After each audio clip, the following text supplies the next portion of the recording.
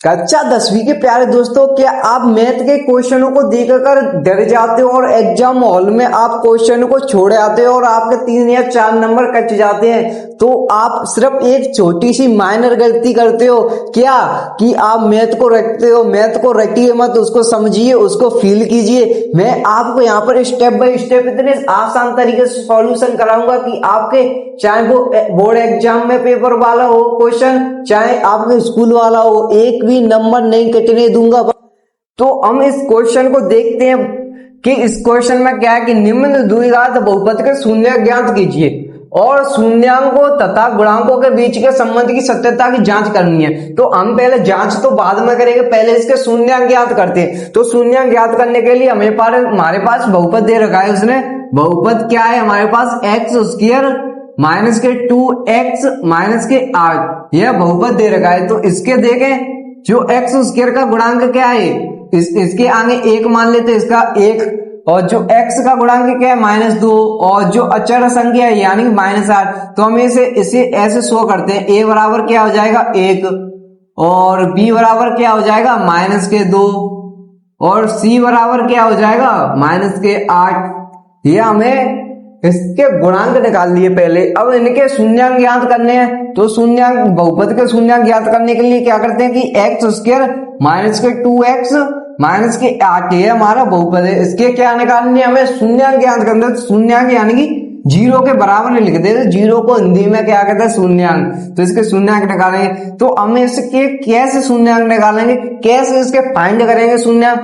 तो इसके शून्यांक निकालने की सिंपल सी ट्रिक है कि जो बीच वाला संख्या है ना, बीच वाले संख्या के ऐसे 2 फैक्टर कीजिए, ऐसे 2 भाग कीजिए कि हमें जोड़ने पर तो और घटाने पर क्या मिलना चाहिए, बीच वाली संख्या ही मिलनी चाहिए, और गुणा करने पर पहली संख्या और आखिरी संख्या का गुणांक के रूप में आए।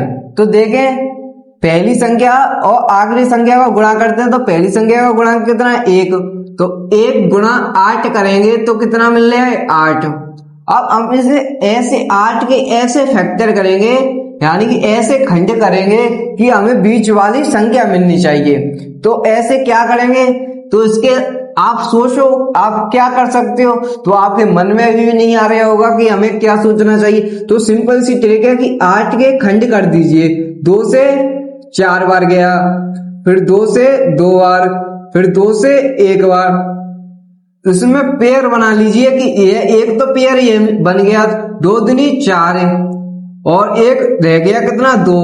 तो इनको ऐसे सेटलमेंट कीजिए कि हमें -2 मिले। तो सर आप बोल रहे हो कि इसमें -4 और +2, तो -4 में से +2 गए तो क्या बचा -2, ठीक है ना। यहाँ क्या बचा हमारे -2, हमें क्या चाहिए -2।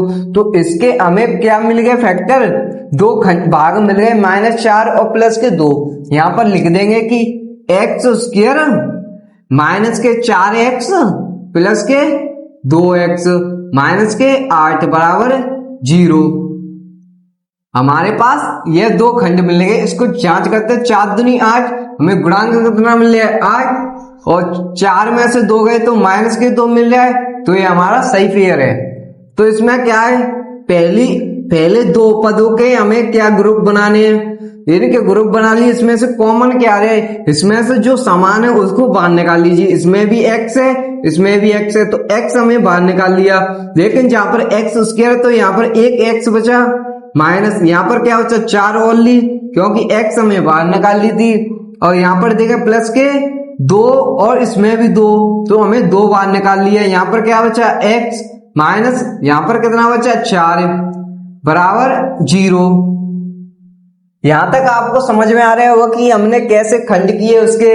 अब देखें यहाँ पर जो अंदर वाला कोष्टक है भी दोनों सेम है, तो इनमें से एक ले लेंगे और एक बाहर वाला ले लेंगे। तो बाहर वाला क्या हमारा x + 2 कोष्टक और x -4 एक अंदर वाला बराबर 0। इसके शून्यांक लगाने तो इनके हमें बराबर में 0 रख देंगे। तो x + 2 बराबर 0, यहाँ पर भी x -4 बराबर 0। तो x प्लस के 2 प्लस के 2 इधर की साइड जाएगा तो क्या होता है माइनस के, तो x बराबर माइनस के 2। एक तो हमारे पास ये शून्यंक आ गया। यहाँ पर देखें x बराबर -4 से इधर की साइड जाएगा तो प्लस के 4। एक हमारे पास ये शून्यंक आ गया, फिर ये भी x का है ये भी x का है। लेकिन इनमें अंतर करने के लिए हम क्या करते हैं, इसको अल्फा मान लेते हैं, इसको बीटा मान लेते हैं। पहला वाला क्या हो गया अल्फा, दूसरा वाला बीटा हो गया। आप इसको भी अल्फा मान सकते हो, इसको बीटा मान लेते हो, इसमें कोई फर्क नहीं पड़ रहा। लेकिन अब उसने क्वेश्चन में क्या दे रखा है कि शून्यंकों तथा गुणांकों के बीच के संबंध की सत्यता की जांच करनी है। तो हमें इनकी जांच करनी है, तो जांच करने के लिए सिंपल सा स्टेप है।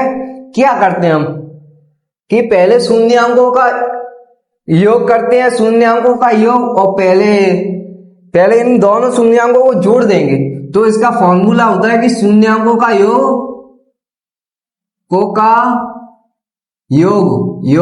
क्या होगा, हमें शून्यंक क्या है हमारे पास, एक तो अल्फा एक बीटा है, तो इनका योग करेंगे अल्फा प्लस बीटा।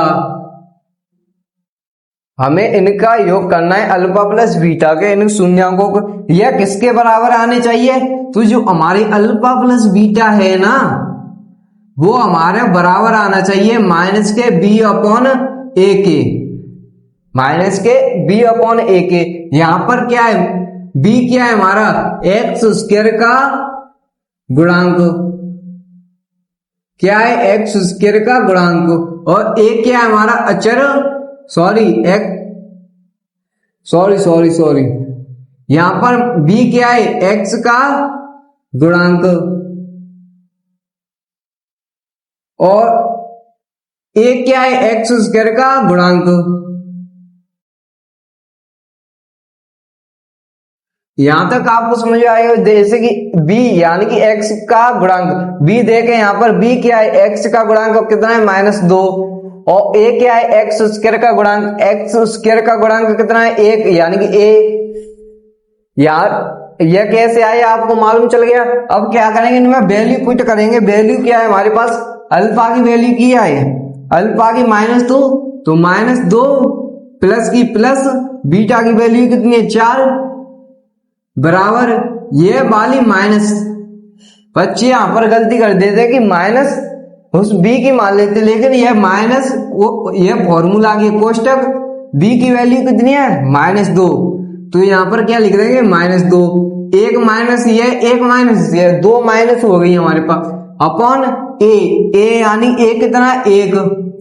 तो यहाँ पर ठीक है कि -2 प्लस 4 यानी 4 में से माइनस के 2 गए तो कितना बचा 2, बराबर माइनस गुणा माइनस करेंगे तो क्या होता है प्लस के 2 अपॉन 1 को हम लिखते नहीं है। तो यहाँ पर देखें कि LHS और RHS बराबर हो गए, तो यह हमारा इसके शून्यंकों का योग वाली सत्यता की जांच हमारी सत्य है, क्योंकि LHS और RHS बराबर हो गए। अब क्या करेंगे, शून्यंकों का गुणनफल, शून्यंकों का गुणनफल करने के लिए क्या करते हैं, सिंपल सी मेथड है, जो शून्यंक है उनको गुणांक में कर देते हैं। जो शून्यंक क्या थे अल्फा और बीटा, इनको गुणांक में कर दिया, तो अल्फा इंटू बीटा को गुणा में करते हैं, वो किसके फॉर्मेट में लेकर आने हैं, किसके बराबर में लेकर आने हैं, किसके c अपॉन a। यहां पर c क्या है अचर पद, और a क्या है हमारा वही सेम कंडीशन एक्स स्क्वायर का गुणांक।